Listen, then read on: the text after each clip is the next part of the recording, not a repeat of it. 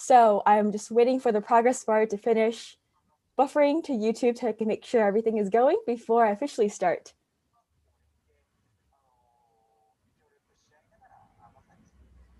All right, we are live. Welcome everybody to Crafting Your Personal Brand with Adobe. We are super excited to have Matt and Maddie from Adobe today sharing the knowledge about personal branding in a really interactive workshop for today. And yeah, so if you're wondering what Design Buddies is, I'm Grace. I founded Design Buddies in April of 2020. And since then, we have accumulated to almost 17,000 members, and full-time I'm a designer, UX/product designer, electronic arts. And Design Buddies is the largest design community in the world. We have a ton of fun events, ton of fun workshops, including 2 upcoming with Adobe. So make sure they check your email afterwards because we'll have those events coming up soon as well. And feel free to join us on Discord. We have so much free events, mentorship, resources, connect with fellow buddies all over the world, and our website. This event is live streamed on our YouTube channel and recorded, so you have access to it as well. And throughout this event, you'll get a chance to connect with other buddies too on the networking sheet, where you can put in your LinkedIn or social media information and connect with buddies or fellow interests. And we're super excited to welcome Matt and Maddie here today with us. And at the end, make sure to stay at the end for a group photo and giveaway. And Matt is a designer advocate at Adobe XD. I've also seen him around on Clubhouse, and then he's active on Twitter. Based in Waterloo, Canada. He's coming from a near decade of product design across travel, autonomous vehicles, and EdTech and advertising technology. And now he's focused on equipping designers and resources to design and best experiences using Adobe XD. He has a passion for user experience and developing for the design community. And Maddie has also a Skillshare class coming up as well. As a strategic designer with a focus on UI UX design in the wellness space. And this year, as an Adobe creative resident, Maddie is exploring ways to help people achieve their wellness goals, using tech while intentionally designing these products to promote more mindful tech use. She loves sharing her process and learnings with the creative community on her Instagram and YouTube channel. Definitely check those out. She has a really nice Instagram post. And with that, I'll hand the floor off to Matt and Maddie. Make sure to stay till the end for our group photo and Zoom wave as well, waving on Zoom for Instagram story, and a Q&A session in the giveaway. So off to you, Maddie and Matt. Thank you, Grace. Hello, Design Buddies. I think we're sharing now. Perfect. How's everyone doing? It's great to see we have almost 270 and just more on the go. That's awesome. So without further ado, let's dive in. So I'm Matt Ray. Grace gave us a great intro, so I'm just going to skim right through this part because why do it twice? I am coming to you from Canada, so shout out to all my Canadians in the chat. It's great to see you here. Maddie, do you want to intro yourself? Yeah, Grace, again, thank you for the awesome intro. So I'm Maddie, and I'm a strategic designer and currently a creative resident at Adobe. And we thank you for bringing us into this awesome community. So a couple announcements on our side. Grace covered all of this pretty well, but definitely check us out on social, connect with us. There's links in the chat. We've also posted our stuff in the networking sheet. So definitely find us. I'm always happy to talk design and XD or just exploring outdoors, whatever you want to chat about. And stay tuned. Julia, who's in the chat here, will be helping us answer questions live because there's so many of you. She'll be actually tackling the next event. So definitely stay tuned for that. And submit your submissions for this contest giveaway in Discord. We'll be keeping our eyes on it. So without further ado, today we're going to talk a little bit about personal branding. And so Maddie and I are both going to talk about our experiences, our kind of journey with developing our own personal brands. And then we're going to get hands-on in XD. And Maddie's going to walk us through an awesome little workshop, pulling our personal brand and how we can build out some assets in XD. And then we'll wrap up with some questions at the end. So to get started, I really want to share my experience with personal branding. I'm coming from a background in UX, kind of systems design related content. I don't have a visual design background. And so the idea of like creating the visual assets for a brand has always intimidated me in different ways, to the point where I finally paid somebody to come up with a logo this year because I was just sick of trying to do it. But brand to me goes a lot further than just the visual assets. And so that's what I want to talk to you about today. What makes a brand? Now, to me, there's a lot that goes into a brand beyond just the logo mark. And you'll see here, there's a number of different brands represented, old and new, well, mostly newish. But for the most part, none of them are showing their logos or their name at least. And I think to me, this represents a lot about a brand. So in the top left, for example, this is from a very recent ad that came out where the brand showed a whole commercial without their logo, which is often what people think about when we think about brand. Quick reminder for anyone joining just to mute your mics. And so here we have 2 bags of chips, one red, one blue, and probably all of us in this meeting know what brand of chips that is, unless this is just a Canadian thing, and I could be totally off. But I think we all know this is Doritos. And then if we look over to the right, we probably all know who this is. And when we see this guy's face, Johnny Ive from Apple, most of us probably think of his pronunciation of aluminum or aluminium from all of the Apple videos. So when we back out, each of these represents something different and represents, in most cases, a company or a person. And to me, that really represents what brand is. It's not just the mark, but the mark can kind of create an association for us based on our experiences with that brand, that product, that company, that person. So for me, I can recognize this pattern. I like the Patagonia clothing. I like what they stand for. And then down here, this is a new truck company, right? They're bringing out a new electric vehicle and they have a distinctive look. Now that look isn't their brand, but that look represents the brand and everything that stands behind it. And so when we look at the definition of a brand, it's the way a company, an organization, or an individual is perceived by those who experience it. So a brand may be good or bad depending on the person you're talking to. And that mark, that logo, and everything around it creates an association to that experience or that feeling. And so when we extrapolate that over to kind of our personal brand, those visual elements that we pull together are really that association. So the brand themselves isn't really valuable until there's some meaning behind it or around it. And so as we build out our brand, we need to think about that. It's not just the logo, not just the colors that we pick, but those are important once we build up what's around it. And so for me, early on, that was really there's a lot going into finding what my brand was, finding out what I was good at, what I wanted to do, who I was in the market. And over time, that's going to evolve and change.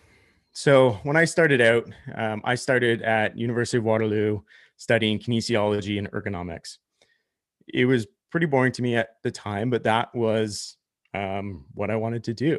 So you can see one of my first ever business cards here was totally different than what my brand is today, focused on a totally different subject. And then over time, it changed. I kind of dipped into photography for a little bit. And then I tried building out a little bit of an agency. And you can tell here, just in my tagline, how widespread and unfocused I was at the time. I was covering web design, branding, photography. For me, I didn't really know what I wanted to do. And so I kind of threw it out there and did everything. And so that was part of my brand. But over time, it evolved. I learned what I wanted to do. I learned what I was good at and where I brought value to the market. And then the brand evolves. So a bit of my history, I started kinesiology at Waterloo. That's where I still have one. The old green card for kinesiology. And this was back in the time where I didn't really know what to put on a business card. So I just put random fit focuses, random inspirational quotes, usually things that Steve Jobs had said at some point. And then over time that evolved, and I was like, oh, I'm going to explore photography. And I had, oh, this is great. Don't use autofocus. And then I used just photos and random photography brand. And I kind of held on to my signature as, that's not going to work, my signature as a mark for the longest time. And then I went into those cards. So that kind of represented a bit of a change, not only in my visual brand, but what I was about behind it. And so as I went through different things, I founded a startup, and then that kind of became part of my brand for a few years, where it wasn't about me, it was about the company. I put everything into that. And then over time, that's slowly refined. I wasn't just starting a company now, I was focused on individual products, and I wanted to look at product and how to build product. So I became a product guy. And at this time, I actually started my own design community, which I've almost completely abandoned. But that became my identity and my brand. And that was actually what propelled me into this later half of my career, because the association to that community and where I positioned myself in the physical community with other designers gained me this brand, this external brand, one that I would not have thought to create. And so that opened up new opportunities where I went into autonomous vehicles, and I wouldn't have gotten that job if the brand I had before hadn't kind of created or come to be. And then that spun on future iterations, and I leaned into that brand. And then that eventually brought me here to Adobe, where a lot of my job is now working with community, teaching, and doing a lot of things I never thought I would do. And if I look back at my brand in the past, that never would have been what got me here. So over time, that has evolved. And thank goodness, because this was one of my first websites. I went back to Web Archive and found this, and I don't know what I was doing, but that same quote from the business card that really, I don't know why I was putting it on things, but I did. And then eventually it evolved. I kind of cleaned things up, but I still was not fully sure what I was doing. And it's only now, this journey probably started over 10 years ago. And only this year am I slowly starting to pull some things together, kind of tying in a color palette I like, the visual assets, and putting it into one package. Now, as we speak, this site isn't even live yet. Probably won't be until the fall, if I'm optimistic. But this just represents that progression of brand over time. It's not just the visual assets, it's how you go about your work and what kind of work you create. So to me, these are some of the guiding principles I think about when creating my brand.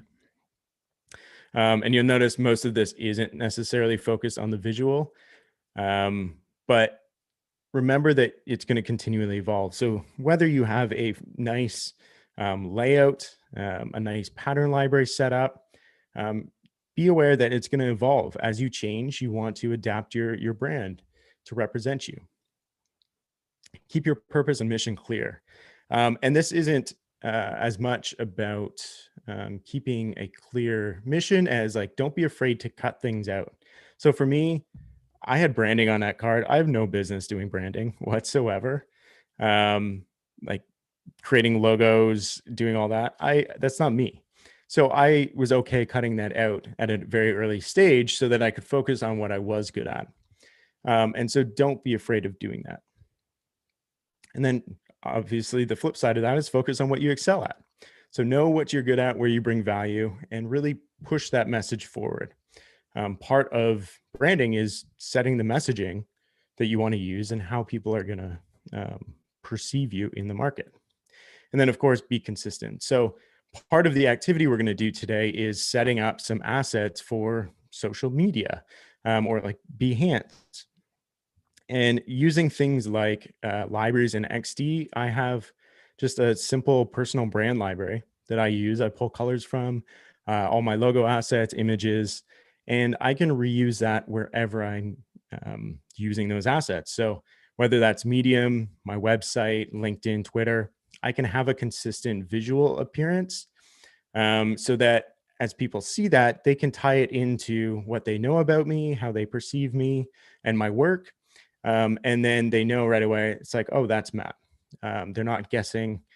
So be consistent both in your visual delivery, but also in your work.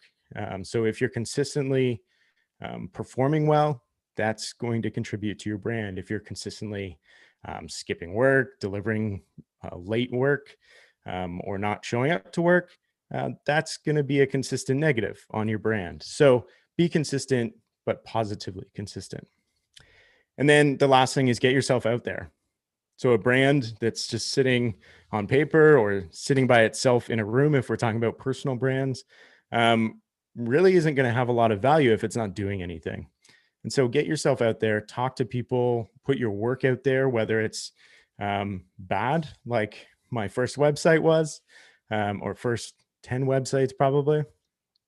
Just get it out there and improve. And this kind of becomes a loop. So that's kind of my closing focus. Yeah, focus on you and what the brand means, and then layer on that visual to tie it all together. And with that, I'm going to hand things over to Maddie. Awesome. Thank you. So I'm going to switch over here.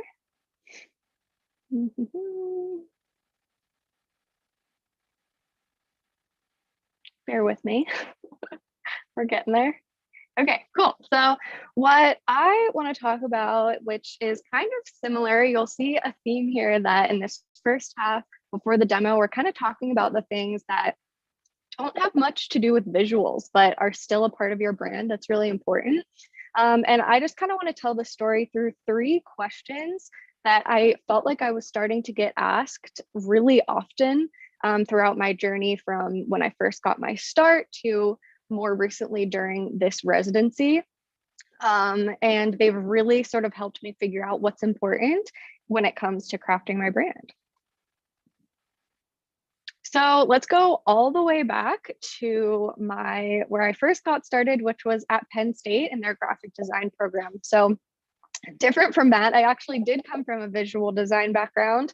I wasn't doing anything, digital really at that time. It was all branding, print design, and packaging design.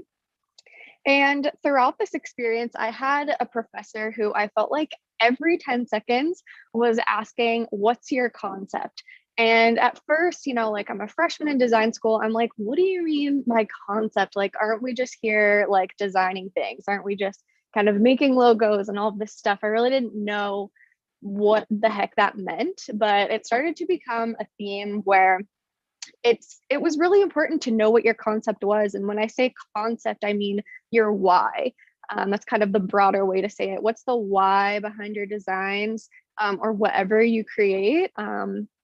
And sort of what's the reasoning behind it, whether it's something, strategic for a business, or whether you're solving a problem or what. You got to know your concept. And so just as an example, this is probably the first project in school that I was really, really proud of my concept. So just kind of a fun walk down memory lane. The concept for this project was I wanted to create something really different for a tea packaging. And so I was thinking to myself, okay, like, so many people package their tea in boxes or tins where you can't actually see like what the individual types of tea leaves or herbs look like. And I was like, I feel like that would be really cool to let them shine through. But what I learned during my research was that when you expose tea leaves to light, they actually like go bad faster. And so there's a very good reason why a lot of packaging is the way that it is. But so that was sort of like my turning point. That was when my concept started to come together, because I thought, okay, like, but I can still do this differently. I can still solve this problem. And that will just make every decision that I make throughout this design process, it'll give me sort of a why and something to always come back to. So whether it's like the shape of this container that they all four fit into, or the fact that I spray painted just the top half of the bottles, these are all things that I could say to my professor, like, yes, this is why I did it. This is my concept. And it all sort of made sense. And this is, I think, when it first clicked for me, how important that was. And along with that, along with having a why behind your design, I think it's also really important to be able to articulate that. And so that has become part of my brand. I've really practiced being able to talk about my work and talk about the why behind my decisions.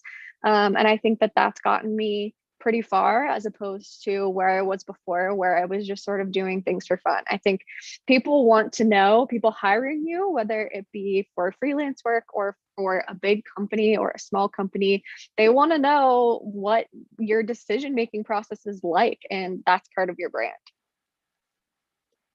So your brand is not just your work, it's also the way that you work and the way that you think. So next, I want to skip forward to when I first started freelancing. And this is a very similar story to Matt's, where I was all over the place. I said I could do branding, web design, packaging, print design, illustration, photography, marketing, UX, all of this stuff. And not just all of these things, but also my clientele was not focused at all. I was working with some corporate companies, some retail companies, wellness companies, tech companies, instructors, like yoga instructors, startups. I just had no focus whatsoever. And so I found that whenever I would meet someone new, whether that be just like a colleague or like a friend, or I was in an interview and someone just asked me casually, "What do you do?" I didn't really have a succinct answer. And so this is me trying to get you to put together a elevator pitch. And what I mean by that, it can just be one line to tell people what you do. So mine currently, it can evolve, like Matt was saying, but mine right now is I help wellness startups get off the ground and start making money through strategic UI, UX, and web design. And so this speaks directly to those people. What do they care about? They care about getting off the ground and finally starting to make money. And what do I do that through? Like, what's my medium? UI, UX, and web design. And even more specifically than just startups, it's wellness startups. So it took me a little while to get to this really niche place, but that's what I'm really interested in. And so that's kind of what I'm putting out there. And it's this succinct phrase that I can say to anyone I meet so that they're able to actually like put me in that box. And it sounds bad to like, you know, just have someone like put you in a box. It sounds like not very fun or creative, but it is a good thing when you're trying to get hired, because someone's going to remember you if they remember you based off of what you said you're doing, what you are good at, and that kind of thing. So basically, if I introduce myself as this, then as soon as someone sort of, okay, goes back off into their daily life and they come across a wellness startup that needs design work, they're going to think of me. Okay, and it's equally important not just to have that statement, but to have your portfolio reflect that statement. And so I shouldn't just have every piece of work I've ever done in my portfolio. I've really pared it down, at least for this phase in my career, to projects that are only related somewhat to wellness and to UI, UX, and web design. And this is just a reminder, mostly for the freelancers in this audience, but also I'm sure this applies to everyone, that you'll get more of the work that you show. So show the work that you want to get more of. And I think it's kind of obvious, but it's also really easy to forget that sometimes. And lastly, I want to fast forward to right now, kind of an issue that I think a lot of creatives have, and I'm not immune to this issue, where you kind of dread updating your portfolio. And I totally get that. I feel like sometimes either my portfolio stays completely stagnant, looks exactly the same 2 years later, or I've gone through like 16 complete rebrands in that time frame. And neither one of those is super helpful. So I got a piece of advice kind of early on in my residency that I want to share with you all, because it's something that I'm really trying to work on in myself. And that is sort of to answer the question, what have you been up to? Your portfolio should answer this question. I know that it can be hard sometimes when either you have a full-time job or you're in school or you're a freelancer and your projects are like long or few and far between where you actually want to upload new projects. It can be hard to keep it updated because your projects just are taking so long, or you do a few projects in a row that you don't really want to showcase. You still want to update your portfolio somehow. And the way that I am really inspired to do this is a lot like my friend Francesco. So this is just a snippet from his site. He has a section where he says, recently I've also been up to connecting, writing, and visual design. And you can click into these things and see sort of what he's been writing, what kind of like events he's been doing, what visual design he's been doing on the side, and that kind of thing.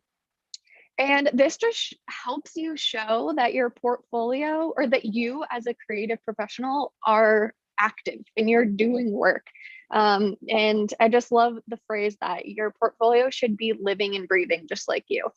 You don't have to take it so seriously and only like upload projects whenever they're completely finished. There are a bunch of different ways to sort of keep this updated.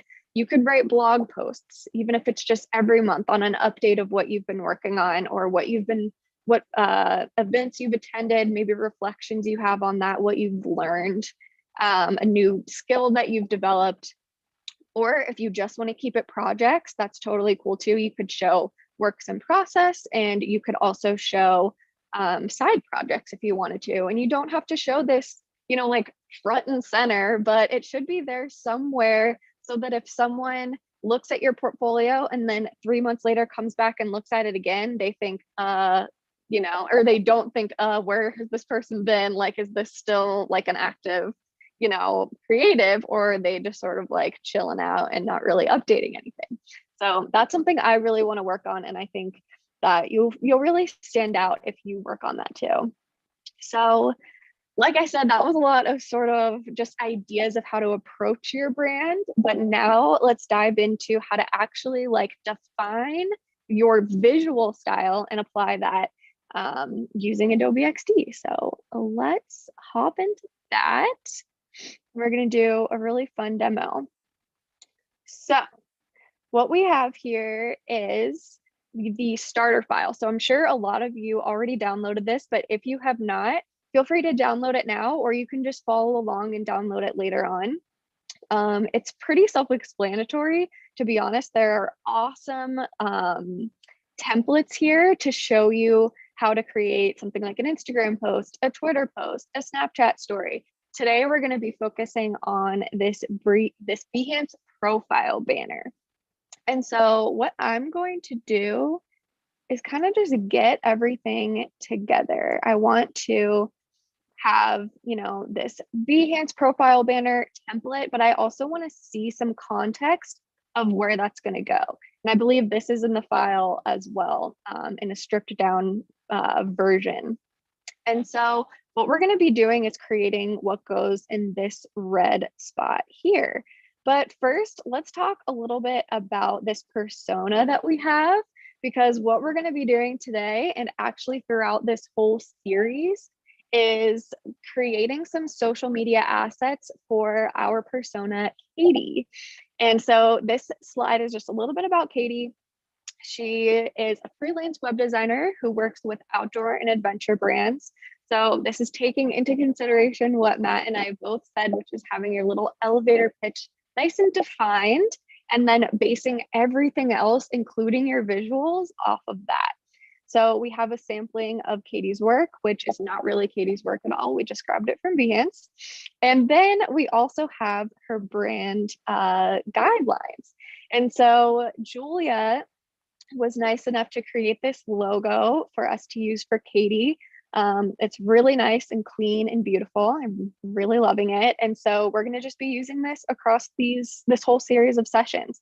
So what I want to do is actually take all of the colors that we sort of designated for her color palette and throw it into our document assets. So I'm just selecting all of those and then hitting the plus button in here. And we're going to do the same for her text styles. So I'm just going to add them to character styles. And if we want, we can also rename them just so that it's easier to know what they are whenever we're actually designing with them. Maybe I can rename them. There we go. Call this subhead. Call this header. Okay, there we go. Perfect. And then lastly, before we get started, I want to add some of these assets to our components panel too, so that anytime whenever we're designing anything for Katie, we can just like grab her logo from there. So I want to do her little emblem, and then I'm actually going to group these together and add it as like the entire logo type. Then I'm going to tap in and we're going to do each of these versions as well. And these will come in handy later on down the line. Okay, cool. So now we have all of this good stuff for Katie. And now let's talk about what we're going to be designing today. And we'll kind of think about, like I was saying, the concept or the why behind what we're doing here. So let's set some context so we know what's important to include, what's maybe not so important to include. I think for this, it's not going to be important to include any of her work, right? We already have her work that you can see here. And I also think since her name is like one of the biggest like kind of points of text on this screen, I think we don't need to like plaster Katie all over this banner either. But I think one thing that we could pull out a bit more is the fact that she is a web designer. And so if we have any text at all on this banner, I think web design would be a cool thing to pull out. And what else? Let's see, we could also do like a laptop or something that represents web design. We can also maybe pull out images or textures that speak to what types of companies she works for, outdoor and adventure brands. And so that's just a little preview. That's exactly what we're going to be doing. We're going to sort of add all these elements together to create this Behance profile banner. So let's start out by giving this a background color so we can kind of see what we're doing. I'm just going to grab this kind of beige color. And now let's take one of our text styles and let's do what I was saying before. We can do web design. And I'm going to type it out a bunch of times because we're going to use it as kind of like a background, like texture type thing. We're going to layer a bunch of elements. And we're just going to see what happens here. So I'm going to use this text style and I'm just going to make it much, much bigger. And I kind of want to put it in this color for now. We can change it later. So we have one layer here. Now let's just start getting some more exciting stuff happening with this. So what I'm going to do is hit the letter R for rectangle, and we're going to make a gradient. So I think I want this gradient. How you make a gradient, by the way, is you just tap into the fill color and you change it from solid to linear gradient. And then we're going to define each of these colors. I think for right now, I want to work from these like pinkish beige colors. So let's see. We're going to sample this. Perfect. Now we have this gradient here. And I think I want the darker on the other side. So I'm just going to come over here and flip this horizontally. And then to send this to the back so that we can actually see our text here, I'm just going to do Command Shift Left bracket. Hopefully. Yes, there we go. And then we'll make this white. I think I like that better, how it pops out. Okay, cool. So like I said, we need to add some more visual elements into here. And so what I'm going to do is grab some things that I downloaded from Adobe stock. So first, I'm going to grab this laptop and let's see how we can maybe position this. Kind of want it to take up the whole height almost. And if we look down at this sort of mock-up of what it's going to look like, we notice that this portion here covers up some of the left side. So we don't want anything really like crazy important on that side, which definitely is going to tell me I'm going to put this laptop towards the right side of the screen instead. And as I'm looking at this, I'm seeing that this W kind of lines up really well with this laptop. And so I think it could be cool to make it sort of look like the text is going into, through, and out of this laptop. So let's see. If we layer it a little bit differently and bring the text to the very front by doing Command Shift right bracket, then that kind of does that for us. That looks kind of cool.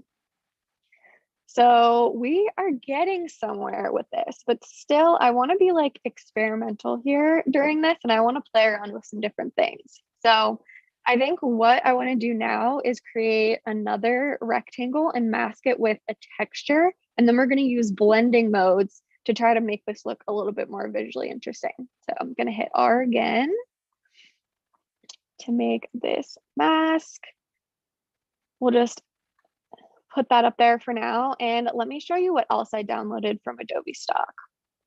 Like I said, I wanted to do something that I felt like was relevant for the types of clients that she works for. And so I went with like some plants, something kind of outdoorsy. I also have a couple more textures here, like this pretty one that we could play with if we have time as well. But I'm going to mask this. So in order to do that, I'm just layering the mask on top and then selecting all of them and hitting Command Shift M. And then we're going to bring that down right over top of everything else. And then we'll kind of move it back in space so that we can still see the laptop and the text. And you might be thinking, Maddie, this looks so crazy, but don't worry, we're not done yet. So what I want to do now is let that gradient show through the back just a little bit. And then another way that we're going to do that, aside from putting the opacity down a bit, is through blend modes. So if we make sure that we're selected just on this masked image, instead of just like pass through or normal, we can play around with some crazy blend modes here. So let's see what some of these look like. Interesting. I like blend modes because it allows you to be very experimental. You just kind of like see what happens whenever you layer things on top of each other. So I like this one a lot because it's actually bringing in a lot of her colors. Like we kind of have the brighter orange here. We've got the beige. We got it all going on. And so I kind of like this one a lot.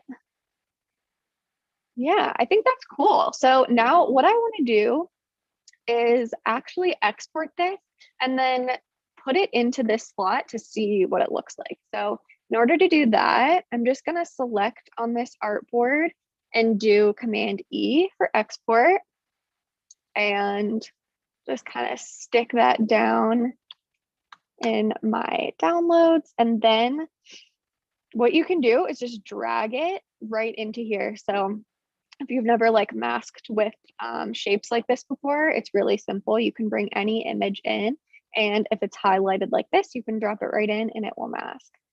And so I think that looks pretty cool. It's not bad. We could definitely do a couple different variations of this with some different textures, some different colors in the background. Like this would look completely different if we had this gradient going from blue to green, for example. Let's see what that looks like. Sample these colors. Let's find where this mask just went. And here we go. It looks very, very different. And I think that's just the cool thing about blend modes. You can play around with them and create some really fun stuff. I think in XD, it's really kind of tempting sometimes to just play with flat design because that's really typical of digital design these days. But I really like to play around with textures and kind of push the limits. So hope you guys enjoyed this little demo, and I hope you can think of some ways to do this with your own branding and maybe experiment a little bit. I think that Matt is also going to demo something quick, so I'm going to turn it over to him. Thanks, Maddie. Yeah. Think I'm sharing. So there's some great features right there in XD for creating. I'm actually using blend modes myself. I'm dreaming of buying a house. And so I'm using blend modes to kind of change the color of the house and see what looks good. So I there's love that. lots of different uses even beyond building out your brand. But so you can see Maddie used libraries here or document assets to store a lot of these and make it reusable across different applications. So this is that library I was talking about before. I just have my own right here, and it has my own colors. I have some images, some icons, so I can just drag them in and reuse them. But what's great in XD is we've just built, Maddie just designed this awesome banner. And if you notice in the template file, so to answer some of the confusion in the chat, your file does look a little bit different, but we've set it up so that you can jump in and use these templates to start building out your own brand. So that's why some of this isn't there, but we can definitely add in some things for future sessions. But if you look at it, I've got all of these different templates, and I've just spent some time designing out this banner for Behance. But I have banners on LinkedIn and Twitter and stories everywhere. So I don't want to just design it once. I want to be able to reuse that. So Maddie showed you the export function. What I want to talk about is being able to take this, build it into a reusable element so that I can just drop it anywhere in my design. So to do that, we're going to use something called components in XD. And so this one's, we're just going to select all these elements. And if I switch over to my layers panel on the left, I can see everything that's included. So I have my mask group with the blend modes. I've got my overall rectangle, the laptop image, and text. So I'm just going to select all of this and right click and do make component. And so this component is going to show up in that same document assets where all the colors and character styles were added. And I can double click on this and rename it and say, call this my social banner. Now, we don't really have time to get into all the details, but eventually one way to do this is to set up different states for this. And if you go to Let's XD, there's a whole guide on how to do that, on how to set up states for different social platforms. But today we're just going to talk about overrides. So now that I've created this, anytime I make a copy, I have essentially a carbon copy of that original. So if I make changes, maybe I come in here and change that blend mode, you're going to see that apply to every instance of that main component. So that means that now I can take this component that I just copied out, and let's say I want to come down and set it up in LinkedIn. Now, each platform has slightly different requirements. So these templates are kind of the best general setup. But if you're trying to set up things for mobile or a specific application, definitely take a look at how they're set up. So here, if we look at the template, this one just is using guides to say, if you're using any text, keep them within these lines. This is where a profile photo is approximately. So you can work within those. And then if there's text safe zones in their specifications, then that will be represented here. So I have this component, and now I can just drag it onto my LinkedIn banner, and great, it's there, but this doesn't really look awesome.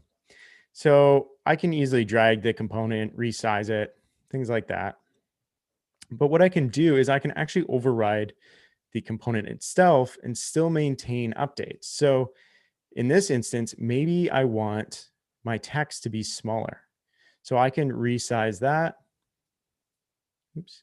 I can move the guides too if I want to. I didn't want to there, but it's okay. and I can reposition. Maybe in this case, we're going to make the laptop a little bit smaller just to handle any resizing issues with LinkedIn. So maybe I want it to be within that safe zone, and I'll just adjust that text again.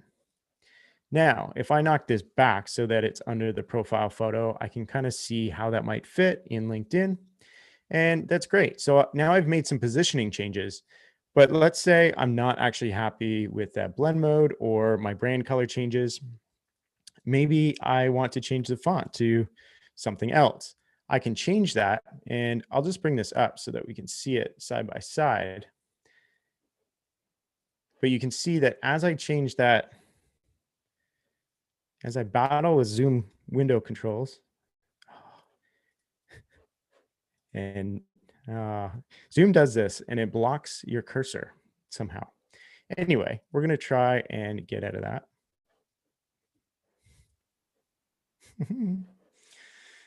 Oh no. Oh no.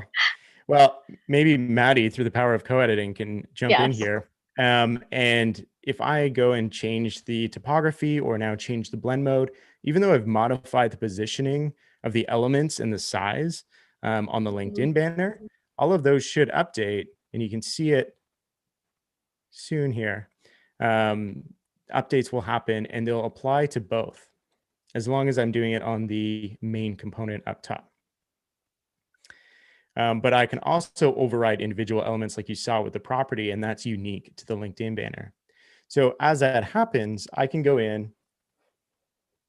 Hey, I got it back. All right.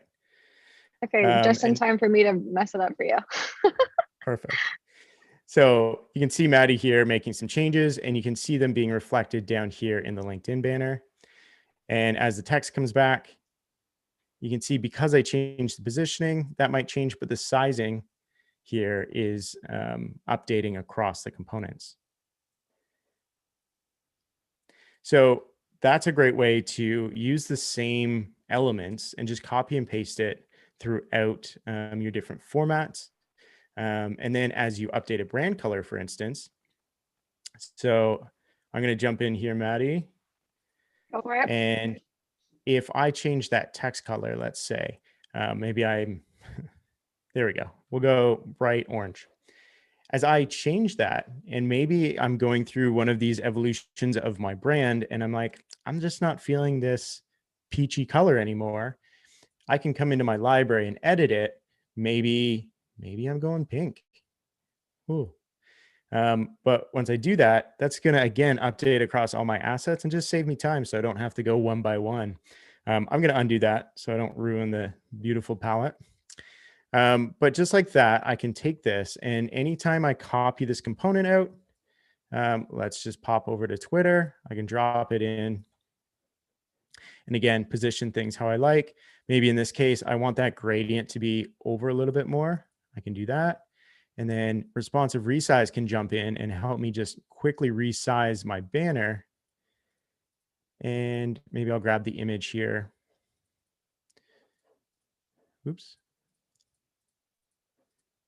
And pull that down and just change that positioning. But once again, all my elements are in sync. So properties that I haven't changed will still get those updates and can apply across my entire asset collection, which goes back to that one principle of be consistent. It just helps me be consistent more efficiently. And we all love efficiency, right? So I see a ton of questions just flying through. So I want to make sure that we have time for questions because it looks like a lot. So feel free to ask us questions. I don't know, Grace, if you want to jump in and do any final announcements, and then we can just flow right into questions. Yeah, for sure. Just double checking, you guys have until 6:30, right? Or okay, cool. So we have about a little bit more than 38 minutes for questions. But real quick, we have 6 Creative Cloud giveaways and 2 30-minute mentorship sessions with Adobe. And on Discord, if you go down into the channel called Personal Branding Event Submissions, You have up to 72 hours after this event to create your own personal branding assets and post them in the channel. And for the for the 6 Creative Cloud prizes, we will be giving top 3 to judges vote and top 3 for community vote. And submissions should open right now, and you have up to 72 hours, like after 6 p.m. today. And then after 72 hours, we will allow reaction, so you'll be able to vote. So in case you want to take longer, no worries, 72 hours, so it's fair for everybody. And yeah, so that's our giveaway. Make sure to join our community, connect with fellow buddies, connect with Matt and Maddie on their social media platforms, and follow each other on the networking sheet. And we'll get right into the questions. For the questions, do you prefer me reading off the top voted questions or having people unmute themselves to ask? A raising hand. Doesn't matter to me. Why don't we start with the top rated questions and then we can go a little open forum. Cool, sounds great. So the top rated question with 17 upvotes is from Anonymous. I like the idea of targeting your brand, but doesn't it also minimize the job pool, which is kind of scary when you don't have a ton of experience? Yeah, so I can speak to this first because I'm probably closer to the beginning of my journey where this recently has scared me. I think when you have a lot of experience, it's not so scary to limit yourself, but I definitely did have reservations about doing that. I think specifically for me, since I am freelancing, I'm not sure what the percentage of freelancers versus people looking for full-time work is in this group, but I can speak to freelancing. It's definitely beneficial to niche down, even from the beginning, because then you, like I said, are the go-to person for that, type of work. And so I think it really depends on your goals. Maybe Matt can speak more to sort of the other side of things, but yeah, I was scared at first too, but I've seen a lot of success with doing that. Yeah, and I think to some degree, at least for me, it wasn't necessarily intentional, at least at the beginning, to narrow things down. Once you get going on a certain field of focus, you almost settle into it and find a rhythm. And so it's just a natural like cadence to keep going on that. And for me, I just hit points where I was so busy. I was like, I can't even think about those other things. So I'm just going to focus on this. And I think, sure, there could be the fear that you can't do other work, but again, you can evolve that brand, right? So just because you're doing graphic design today and you're really focused on it, doesn't mean an opportunity won't come up and you're like, yeah, okay, I'm going to learn this on the side and then make that jump and then change the brand. So for me, I was doing product design. I thought my brand path was I'm going to be product manager. I'm just going to go product, product, product. And then an opportunity came up to teach and write. And I'm like, whoa, that's not me, but let's dip our toes in and see what happens. And now that's very much me. That's something I wouldn't have thought that I'd be doing. But now I love it. So things will change. You're not going to be locked into something for life. Yeah, definitely always evolving your brand. Really quick, before we continue on the questions, let's take a group photo for our Instagram story and a group wave as well. Get our energy up. But yeah, feel free to stop sharing your screen so I can take all the photos and I'll post it in our Discord channel and our social media. So I'll give it a few seconds. Meanwhile, please upvote questions that you have on Slido and enter any questions as well, because that's where I'll be reading off. And we have about 30 minutes left. So take your time, put in any questions you can, upvote all your buddies' questions. Yeah, at the same time, I will count down to 10 wait for everybody to turn on their camera, join us on stage, and then afterwards we'll do a little wave for our Instagram story. So you'll be featured on our story as well. If you don't want to be in it, you can turn off your camera. But we have quite a few pages of buddies here. So I'm going to count down to 10 seconds. Sorry, my phone is ringing in my house, just ignore that. And yeah, I'll stitch them all together. So stay smiling until I take all the photos, and then I'll do the group wave because we got 9 pages here.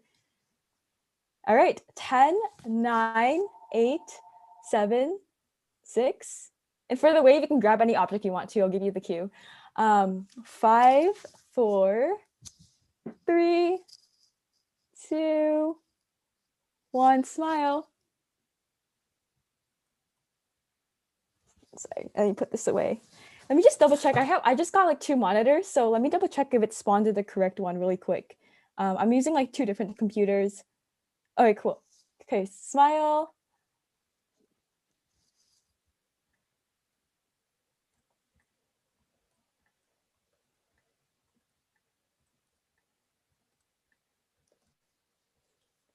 Awesome.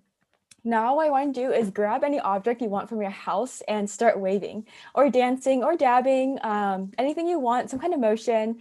This is going to be on our Instagram story. So feel free to like dab, wave, anything you want. And then we'll continue with the Q&A shortly as well. It's a nice little break or intermission between our events.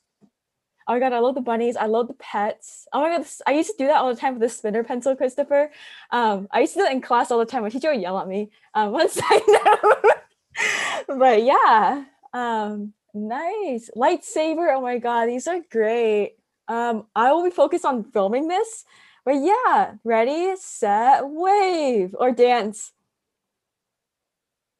Hello, buddies. We are at Crafting Your Own Personal Brand with Adobe XD. Lots of buddies in here today. Here we are waving, flexing our stuffed animals, together with us, learning all about personal branding, and make sure to participate in our fun little giveaway on our Discord. Thank you all very much. And we'll continue with our Q&A session. All right, so as I make sure I save this on my phone, feel free to share anything on the screen if you want to reference anything as well for Matt and Maddie. But our next question we have today from Milan is, where is the best place to start for people who have no idea how to develop personal branding? I'm going to post this in the chat as well, so you guys can reference it. I think I'm gonna plug. I think both Julia and Maddie have some content out on social on creating brands and personal brands. So I'm gonna Definitely plug that for Julia. them. Yeah, go look at Julia for that for sure. Yeah. Don't look at my social for that. Yeah, I think I would say just figuring out like what your goals are. So even if it freaks you out to like niche down and like, tailor your visual branding to just like one type of company or whatever, you don't have to do that right now. I think it's important to just figure out what your goal is and figure out what kind of branding might get you there, and just create a starting point and don't put too much pressure on it. It can be fun. It should be sort of like indicative of your personality. So yeah, just don't take it too seriously and just start somewhere. You can always get feedback too on like, asking people, what do you think this conveys? Like, what do you think I do based off of this branding? That might be kind of a good place to start too once you do have something down. Yeah, and I think on the non-visual side of that, if you're not sure kind of where you fit and what you should be chasing after, ask people for feedback. So if you're working with people, a lot of what I know my strengths are has come from feedback from managers and peers, where I would probably be like, yeah, I'm not good at that. But then they're like, oh, you're really good at this. I'm like, oh, okay. So It's really ask that true. feedback, have that conversation, and that can help you focus. Because if other people are saying they recognize you for something, then probably more people do too. So you can lean into that. Yeah, playing to your strengths. That's a really good point. Awesome. Yeah, asking feedback, such important skill as a job, demonstrates a lot of self-awareness to stand out as a new designer as well. And our next question actually leads right into this, asked by Cynthia. How do you create a personal brand statement? Oh wait, no, that's a strengths and weaknesses question from Anonymous. Let's ask that question and Cynthia's questions next. The changed order right there on the screen. So Anonymous asks, how do you find your strengths? Yeah, I think Matt gave a good one too in terms of sort of like your employers, the people that you work with. If you are in school, even just asking your peers and your professors, or just sort of noticing what people come to you for. I think that is huge in building your brand and figuring out your strengths, is figuring out like, what do people ask you about? Like when I first graduated from school, I was asked by a lot of my friends, or like friends of friends, friends of family, things like that, like, hey Maddie, can you make me a logo? And that was literally where my design freelance career started. And I sort of just kept building off of that. So see sort of what people come to you for and rely on you for, and that could be a good starting point. Yeah. And that's part of why your focus might be really wide at the beginning too, is because you don't know and you're trying to figure that out. I think similar to Maddie, for me, I think it was feedback from work, but then there was also if I was talking to somebody. So a lot of my web and UX work started from talking to a cousin-in-law who had a business he was trying to launch. And he's like, oh, you know, tech stuff. Can you answer some questions about my website? And then that actually spun me into like a search engine marketing branding piece for a little bit, because he was like, oh, I have no idea how to do this. You have some knowledge, so I'm going to give you money to do this. So yeah, catching what people are asking for or where you can provide value, even if it's minimal to start, lean into that and use it. Awesome. Yeah, definitely. How do people perceive you? What's your brand? Just like when you see Yeah. Nike, like just do it, you perceive it as kind of like sporty like that. But yeah, our next question is by Cynthia. She asked, how do you create a personal brand statement? And can you share some examples? Thanks a lot. Let me paste that in the chat too. Yeah, so I think that a personal brand, I call it an elevator pitch, but I think it's probably the same type of thing. I'm curious to hear Matt's take on that. But for me, it's sort of like, what do you do and who do you help? And it's honestly as simple as that, at least from my perspective. Maybe Matt has some more thoughts on it. Yeah, no, I think you nailed it. And trying to think of examples, if I can pull them Yeah. up. Mine has always been a work in progress, to some degree. I shouldn't look for examples and talk at the same time. So I'm I gonna just stop. found an example, designing for people and planet. That's Julie Sandusky's. She was a designer before me for the Adobe Creative Residency. And I love that. Like for people and planet, it shows that she does sustainability. It's like, it says a lot in a simple phrase. So just one example. Yeah. And for me, I think it's really just like a putting words to that, that focus that you're doing. Like, what do you do? I think Maddie had a good example there too with the wellness piece. So how do you represent what you're doing? So for me, usually like my pitch is I'm a design advocate. I help designers and design teams make the best use out of Adobe XD. So like it's a one sentence, maybe two sentences, just trying to sum up in as few words as possible, elegantly, what you do and who you are. And again, that is probably one of the pieces that will evolve the most. You can also think about it like, what would you write in your LinkedIn title, which is often different than it can be the same as your current job, but you can customize it and say like designer, thinker, thought leader, whatever people put in there, right? So whatever you're going to write there is an example of what you could write. If that helps. Awesome. That was great. Yeah. Oh, and that kind of leads into our next question by Anonymous. Kind of similar, but like, how do you create an elevator pitch as a new designer if you're also interested in a couple of industries and you haven't found your specific niche? So maybe a new designer is trying to get a role, but doesn't really, has like really open to different industries. I think for that, so depending on the surface that you're putting it on, if it's a website or LinkedIn or something, it's going to be a bit more broad. So that can be tough. For me, especially when I was starting out and still now, I like to customize things for a job application, or if I'm building a portfolio, I'll usually have unique ones for each job. That way I can really tailor messaging to what they're doing. So even if I'm like not interested in a job, but I somehow want to try it out, try the interview. I do recommend that. It's good interview practice and just going through the motions. But you can also play with customizing messaging. So if you apply to 2 different jobs, give them like a resume and portfolio that has a slightly different um, elevator pitch on it and try it out. See what one works. It's kind of like A/B testing. A lot of building portfolios and doing this branding stuff are design problems. So use that to practice design and going through that motion. Yeah, I totally agree. I think it's okay to stay broad when you're looking for your first job, and maybe your elevator pitch can focus more on your strengths than like the who of who you want to serve.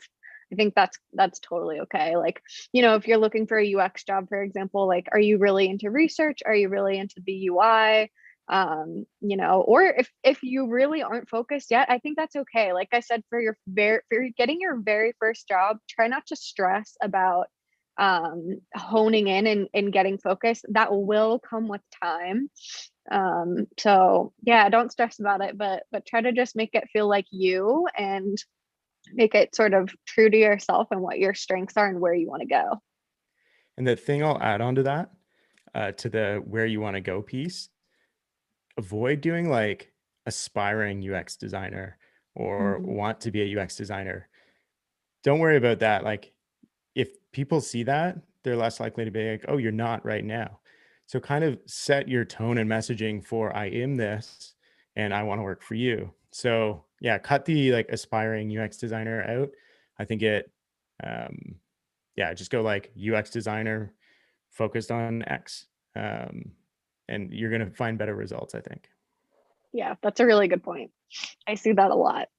Yeah, me too. You don't need permission to call yourself a UX designer. Yeah. If you like UX design, you are a UX designer. So put that on your LinkedIn bio. No need aspiring. Yeah, guys, don't need permission from anybody. So go for it. But yeah, definitely. So that goes. So now we have a lot of questions. So we're gonna go with our next upvoted questions from Anonymous, asking, how do you feel about having a personal logo / symbol? Are there tactics to use a symbol / logo better? And how do you combine it with the profile photos? That's a really good question. I think I have actually turned more away from a like initials logo towards just using my face as my logo. That sounds so weird. I never thought I would say that. But like, because like Matt, I've transitioned into a role where I'm like public facing now. I do YouTube, I do education, I speak at events and things like that. And that's something I want to continue to do. I really want people to recognize my face. Again, I sound so vain. I hate talking about this, but I think that it's true. And I think a lot of people are starting to do this too, where you want people to recognize you, put a face to the name. And even if you're just applying for a job, it's the same reason why you would want to have like a picture of you on your about page. You want to like, be memorable and put a face to the name. And sometimes like even if it's like a really awesome logo type, it's just not super memorable to like who you really are. So again, I think it goes back to your goal. Are you trying to make a whole studio based around your name? Then yeah, maybe your name should be your logo. But I think if you are not, then maybe it shouldn't. You just again have to think of it like a design problem. Yeah, I would agree with that. I too have kind of like for the longest time, I don't know if it'll show up, but I used just my signature or a modification of it because I didn't want to have it directly copied.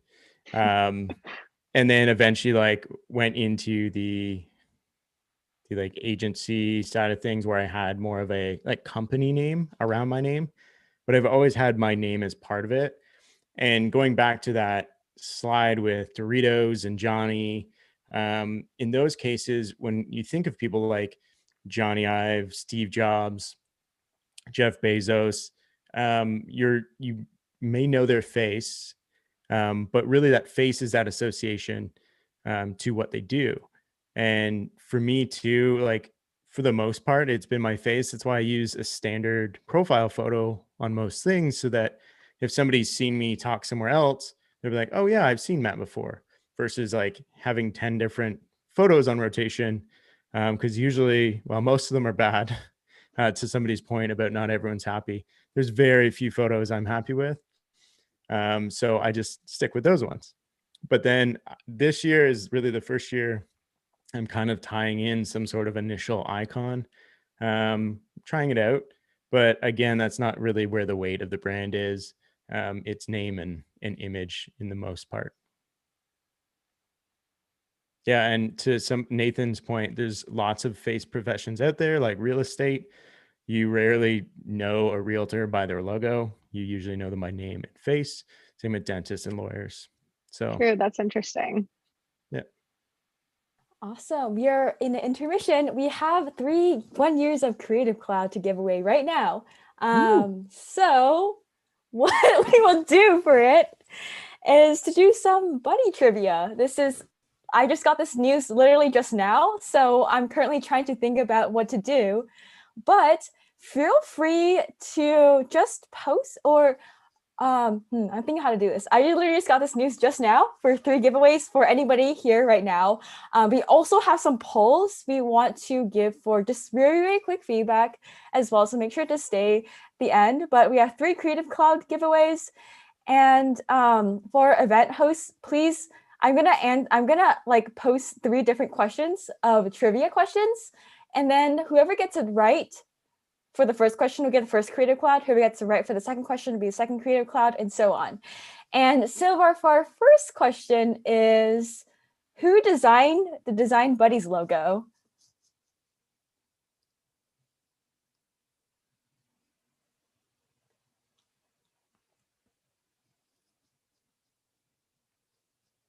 Cool. I'm going to count down, and then our event hosts can choose somebody random in the chat. Just like close your eyes, and like whoever you land on gets the right one, gets it.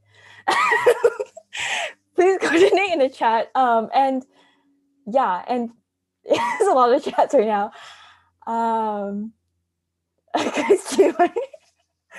Yeah, okay.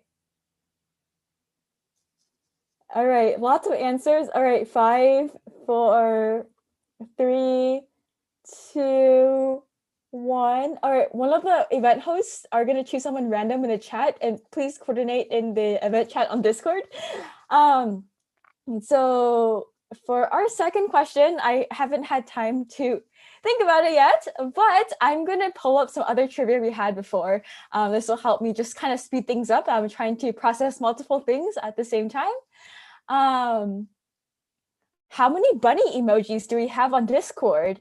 Definitely count that. So give everyone like 30 seconds to count how many bunny emojis. Join a Discord and look at emotes and count how many bunny emojis we have on Discord. And they do multiply like bunnies. Sometimes we add more, but how many are currently in here? For our second 1 year of Creative Cloud giveaways, before we resume for more Q&A. All right, 5, 4, 3, 2, 1. All right, so our events team would choose someone random, and please DM on Zoom, or please DM on Zoom, and then for your Discord ID so we can contact you later for the giveaway.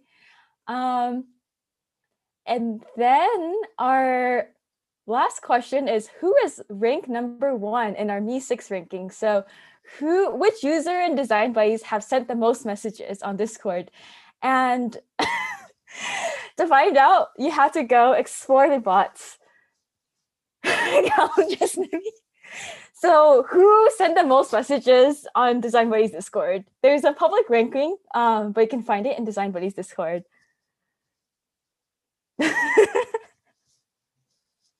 All right, I'm gonna count down 10 seconds. Take you a while to count. All right, 5, 4, 3, bot mail. Flubble. Callum, nice. 5, 4, 3, 2, 1. All right, cool. So that was our 3 questions for our 3 one-year the Creative Cloud giveaways. Okay, cool. Yeah, we will save the chat as well. So if we please set your name as your on Discord, make sure your name is set to your Zoom name so we can contact you later as well on Discord and change your nickname. That might be easier. But yeah, that was super impromptu, but thank you all for participating in our 3 Creative Cloud giveaways. I'm going to save the chat so we can make sure we all have that in here. So save chat. All right, cool, this chat is saved. So in case something happens, we'll be contacting you as soon as possible for our 3 Creative Cloud giveaways. So yeah, make sure to stay in tune in Discord for that. On to our next question. We have about 10 minutes left. And also really quick before we zoom for our questions, we're gonna do 2 really quick polls we're gonna do. And so we're gonna give everyone 30 seconds to vote. Oh yes, we can also email the giveaway winner. Yeah, if you sign up on Luma, we should have access to your email so we can reach out accordingly. And also add your Discord name. So if we can't find your email, we'll try to contact you on Discord.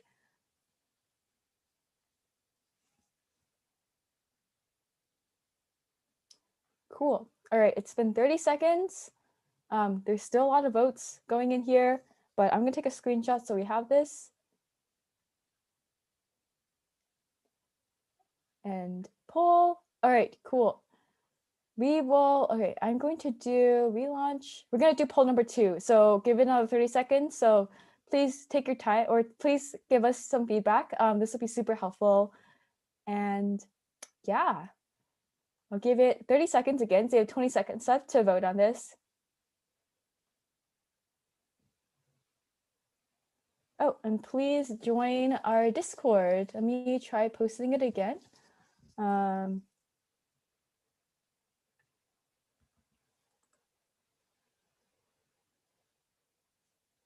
Cool, so it's been 30 seconds. Let me screenshot this. All right, we're going to end our poll. And then we have 10 minutes left. And so we will have, all right.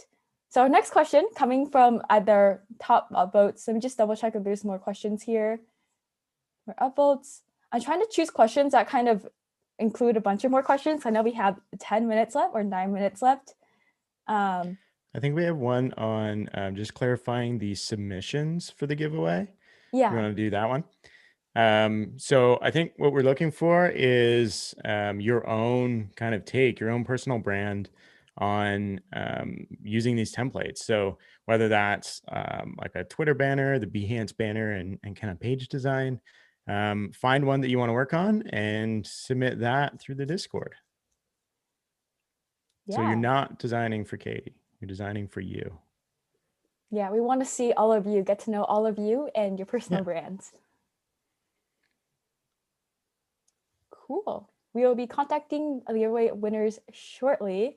But for our next question is from Anonymous. What is the quote unquote expiration date for a project or your portfolio? In other words, how long of a gap is acceptable before posting any new work? So I guess like, how do you know when it's time to archive a project? I guess it really depends, but what do both of you think? I don't know if you can give one. So I think it's going to be contextual based on, again, what you're trying to achieve today. So for me, I've never really had many projects live on the web, but from like a resume perspective, I've even archived jobs. So I used to work in manufacturing plants, designing lines, manufacturing lines, and that's kind of relevant, but it just bloats what I'm trying to focus on. So I've cut those off of resumes. I've cut projects. And usually the criteria for me is this representative of my abilities today? So my aqua blue buttons are not. So I don't show those. And my first designs that were done in Keynote, I don't show those because those aren't representative. And then the other thing is this representing the type of work I want to do moving forward? And if it's not, then it gets cut as well. You're going to find some gray lines there if you don't have enough content and you're just trying to show like, this is what I've done. Like, here's my 3 projects. So understand those gray lines, but if it's not serving you value, then don't keep it there. Yeah, I completely agree. I think you nailed it. For the sake of time, we should probably move on because I think that's pretty much good advice. Cool. Yeah. There is one question that might be helpful for buddies creating their assets for the giveaway here is, what are some recommended plugins on XD for personal branding that will help buddies out here for the giveaway? That's a good question. The plugins I use the most maybe aren't totally towards personal branding. I usually use plugins to like save time and also to check my color contrast. I guess that's a good one because if you're personal branding, if it's really hard to make accessible design using your personal branding, that's not what you want. So checking your colors, like if you have a button that you use on like your portfolio site, or even if it's like your logo on a background color, your logo type on a background color, you can check it with the Stark plugin to make sure that it's accessible, that it meets like at least AA guidelines, or whatever you're shooting towards. I guess that would be something related to personal branding that you want to check before you go and like decide to redesign your whole website with a color palette. Yeah. And then there's some apps or plugins, if you are wanting to design and then like export HTML code, there's some plugins there, like Fireblade and Anima. So if you're trying to just kind of get something on the web, it's not going to be anything complex, but it can give you a starting point to get a website out. Yeah, but nothing specific to brand necessarily. Yeah, but definitely checking contrast is great to make sure that your words can be accessible and read by people.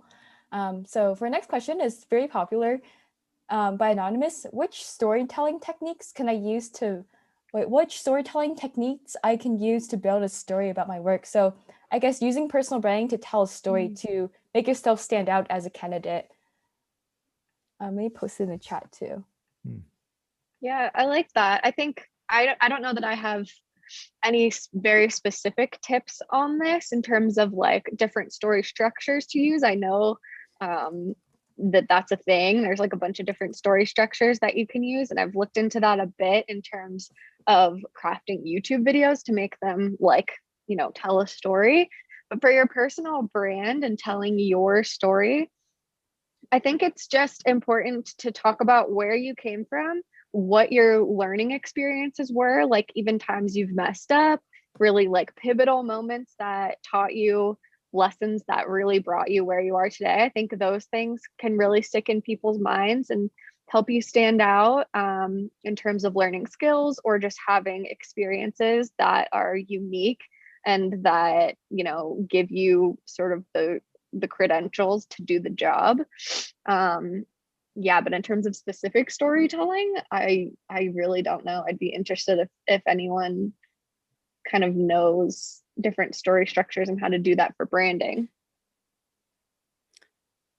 Yeah, I'm not really a techniques guy. I can't name techniques of most things, which might be bad. I don't know.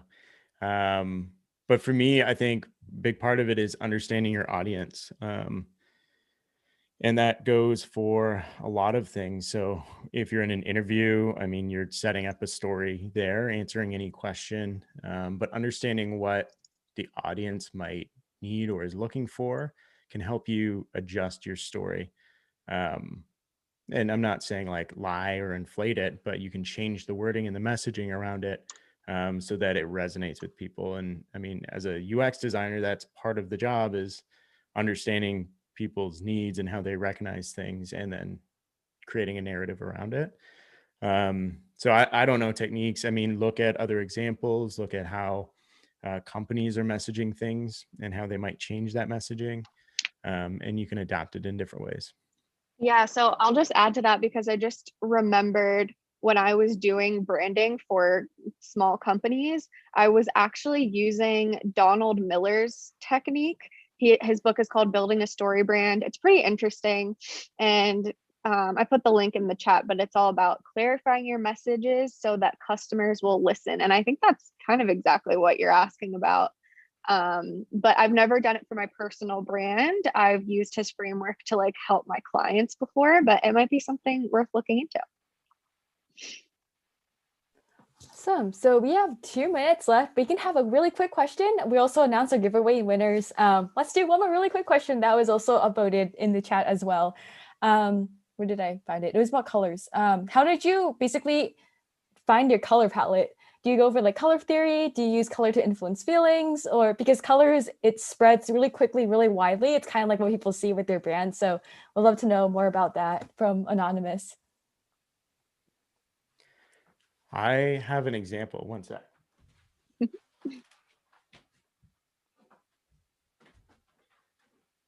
So I didn't necessarily use any color theory or anything. I actually used Adobe Capture to create mine. And I have a lot of blue things. I've realized blue shirts somehow have become part of my brand. So they're usually around. And I have a blue Yeti mug. And it has a couple of stickers. And one day I just kind of took a picture of this combination, just a brewery sticker and the blue, and it kind of generated a palette for me. And that's what I'm using. So like, That's look so for fun. inspiration around you. I like nature. I think Maddie and I would have very similar outdoorsy brands. Sure. So like the greens and blues and the browns. So like that's me. That's what represents what I like. So just look for inspiration around you.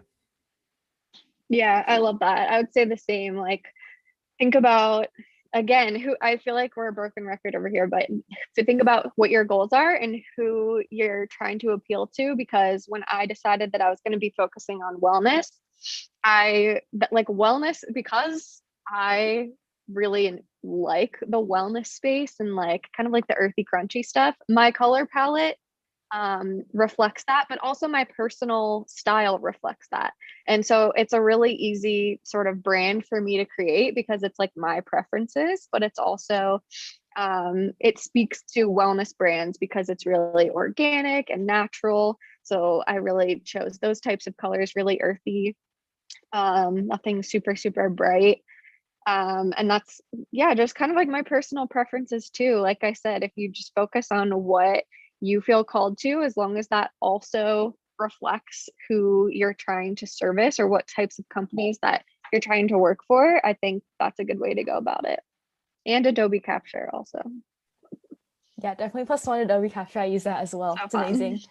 Yeah, so we have a giveaway winners. If you don't get it, you'll have another opportunity to get 6 more and also attend our event next week for another chance to get more giveaways too for 1 year of full Creative Cloud. So we have Mimi Heft, Angel Campos Toro, and Ryan Layton are our 3 winners today. If you didn't win, we have another chance. Your confetti.